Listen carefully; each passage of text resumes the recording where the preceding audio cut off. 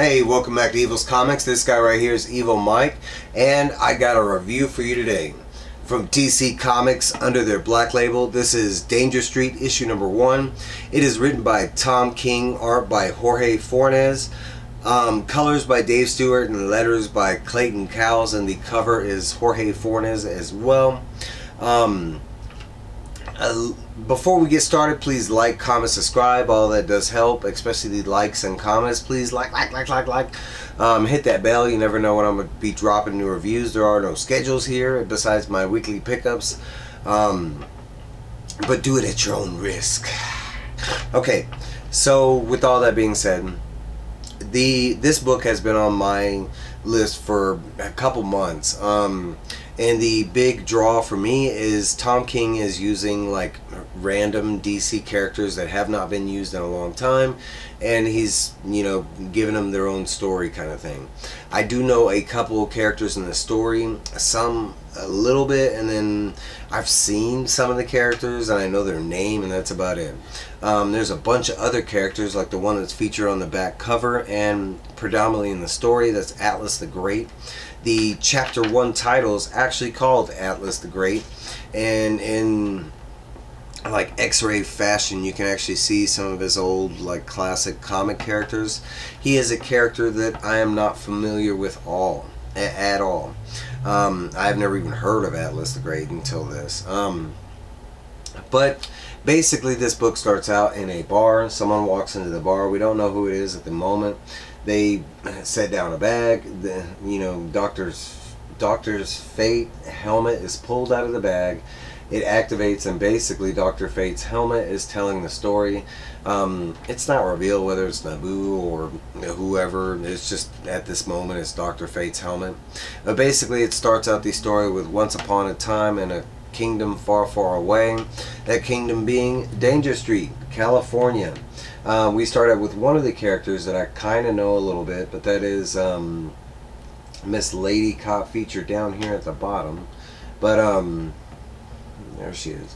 But the book kind of follows like groups of characters, and this group being the Dingbats and Lady Cop. The Dingbats are 4 kids with the weirdest names ever. It's Crunch, Looks Good, Bananas, and Non-Fat. And basically Lady Cop is getting a domestic road call. These kids are going slow on the road, and she shows up and she's like, hey, I'm gonna give y'all a ticket. And we're like, hey, we're just going to the beach. And she's like, okay, well, I'll take y'all to the beach, and make sure y'all call me when y'all get done so y'all don't get another ticket, And that's basically what the first group is doing, is introducing all the characters. Lady Cop jumps over to our second group, which is not a group, well, kind of. We got the Creeper, which I know, he's probably one of the ones I know the most, but that is Jack Ryder, the Creeper, and he is from Gotham. He's like a news reporter, or like an anchorman kind of thing. But basically the Creeper is like, his story is told like, as far as, kind of sounds like Shrek. He's being told like, this ogre, came to the city, and but basically the Creeper is like hunting down this guy, and the guy ended up shooting somebody. While the Creeper is beating the hell out of this guy, the guy even confesses that both the guy that got shot and the other guy, they were both playing around with a gun, and he just accidentally ended up shooting the guy. As you can see, the Creeper does not care about all of this. He is laughing the whole time with the ha-ha-has, and he is beating the crap out of the dude, where, blood is pouring back on the Creeper. The book jumps back over, and I want to say this is the wordiest part of the story, but some of the best story. But basically we're with Jack Ryder now. After he is with the Creeper, you can see he's like wiping some of the blood off his face, and he's getting a phone call about work. Evidently recently he's been fired from NBS, is what what it's called, the network. But he had like a crazy rant where he gets fired. We do not hear or see that rant. But nonetheless, he is fired. This is like his agent or his friend, and he's calling him, and he's basically like, "Hey, I know you wanted that job, but you didn't need that job." And they're basically talking about an interview that Jack Ryder had during this day, and it didn't go so well. Jack Ryder's confessing that he's kind of mad that it didn't go his way, and the agent's still like, "You don't need it," kind of thing. But he does sign up another interview for a bigger, brand new news network that's featured in New York or something like that. So Jack Ryder takes the call and heads out to New York. We catch up with our next group, which at the moment is Warlord and Starman. Now this is where it gets a little confusing because I have seen Warlord, this being him right here, but then this supposedly is Starman. I'm not familiar with this Starman at all. If you know anything about this Starman, let me know down below. But basically, Warlord and Starman are waiting at this like diner. They're waiting for somebody. That it's supposed to be a game-changing event. Most of this conversation is kind of confusing until the somebody shows up, and he is right here, but that is Metamorpho. And Metamorpho comes with information and a prize, but basically he does reveal that he has what they are waiting for, and explains that it is in his car and it is outside the diner right in the front. Warlord kind of freaks out, makes them all leave, and Starman kind of gets a little upset because he doesn't understand what's the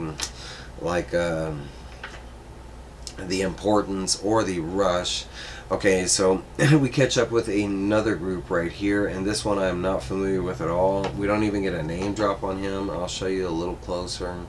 And they do show a close-up of his face, but I do know this character being the Manhunter, and basically the Manhunter is being set on a new hunt, and this guy is apologizing to the Manhunter, and the Manhunter's like, "What are you talking about? This is some kind of test. I already passed it because I never fail, once the hunt starts." And this guy's like, "Well, I'm sorry, but this time you're gonna have to kill some kids." And that's where it jumps off from there. It goes back to our first group, the Dingbats, and they're basically in the, at the beach in the desert, just ATVing it up, having a good time. At the same moment, at the same beach, right around the corner from where the kids are, we do catch up with Starman, Warlord, and Metamorpho. In the car, Starman is very interested in what's in the bag, and he really wants to see what's in the bag, and he keeps asking, "Hey, we're far away from the diner. Can we open it up?" Eventually, and we've already seen what's in the bag, because as you go back to the beginning of the book, that was Metamorpho, taking Dr. Fate's helmet out of the bag. But sure enough, it is Dr. Fate's helmet. Like I said, the Jack Ryder part is the wordiest part of the book, and man, when I got to this page, I was all like, first off, how do you read that? It's not too bad. You go left to right like normal, but it is wordy. But I want to say about right around here, this is where it gets really good, because it's basically Jack Ryder doing his interview with that new news company, and he's talking about like violence, and not the violence that normally gets talked about on the news. He's talking about the other violence, like violence of non-neglect violence, like the violence of other victims, like actual cops, or getting called out to deal with crime or preventative crime kind of thing. It is a great piece. But eventually he is stopped. They basically say they have enough to work with, blah blah blah, like, "We'll call you later." And at the end of the interview, he's kind of disappointed. He's all like, "Really, you're gonna call me back later? What do you want me to do?" And then they're like, "Just go back to your hotel. We'll give you a ring-a-ding." The book jumps back to our first group, but technically it's just Lady Cop. Lady Cop is back at the station. She's getting questioned on the call earlier with the Dingbat kids, and currently she's playing poker with another officer, but as she's playing, these two panels over here are memories that she's having, and I'm assuming they're related to her earlier DC appearances, but she's she's dreaming about when she first came a cop, or like right before she came a cop, and it was some scenario with a bad guy, and he liked playing cards. Now there's no Joker or nothing featured, but it is somebody else with playing cards, and there's a couple other people I can think that like playing cards. The book jumps back over to our third group, but that is Metamorpho, Warlord, Starman with Dr. Fate's helmet. And like we also find out that Metamorpho had to give his like right arm for Dr. Fate's helmet. He also tells them that, and so them giving him the helmet, they also told him to do the words, and that's basically what they instructed him to do. They are taking Dr. Fate's helmet to this beach, and they're trying to prop it up, and eventually they use this rock to prop it up. But basically, they're gonna do these words, and that's kind of where that group leaves us with. There's a long drawn out like conversation on them trying to situate the helmet correctly before they do the words. Right on the other side of the hill, we're back on the beach. We're back with our first group and the dingbats, and one of the kids, I think it is Looks Good, he is getting sick from as fast as they're going and going over all the dunes, and he asks everybody to pull over. They do pull over, but they tell him that they're not going to stop forever, and eventually they just up and leave him because they sit there like too long, and so they do leave poor Looks Good all by himself. The book jumps over back to Jack Ryder, and he's basically like back at home, and he's all kind of down and out, and then he gets a call from his agent. His agent's like, "Man, what the hell did you do? You impressed the hell out of them. Hey man, they want to interview right now, like can you be there in like 10 minutes? So sure enough, he goes out on the fire escape, changes into the creeper, and he ends up making the interview on time. We jump back over to the third group or whatever, and they have activated the helmet.